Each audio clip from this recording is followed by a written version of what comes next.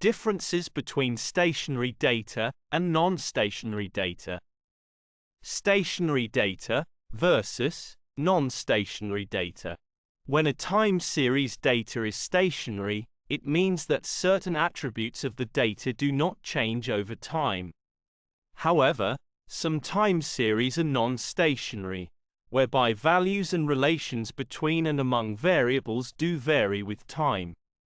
Whereas, when a time series data is non-stationary, it means that certain attributes of the data change over time. The aim of stationary data is to analysis time series data and forecasting of future values. If a series is stationary, the future statistical properties are the same as those currently observed. Whereas, the aim of non-stationary data is to analysis time series data and forecasting of future values. If a series is non-stationary, the future statistical properties are the not same as those currently observed. The estimation of stationary data is easier, whereas the estimation of non-stationary data is difficult. Stationary data has statistical properties or moments, for example, mean and variance, that do not vary in time. Stationarity, then, is the status of a stationary time series. So these types of time series has a characteristic of reversion to mean.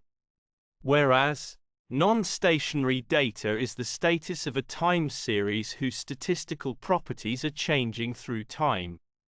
In short, using stationary time series data in forecasting models produces reliable and accurate results that leads to good understanding and forecasting. Whereas, using non-stationary time series data in forecasting models produces unreliable and spurious results that leads to poor understanding and forecasting. The solution is to transform the time series data so that it becomes stationary by using augmented Dickey-Fuller ADF test and Kwiatkowski-Phillips-Schmidt-Shinn KPSS tests. Kindly subscribe my YouTube channel Thesis Helper. Thanks for watching.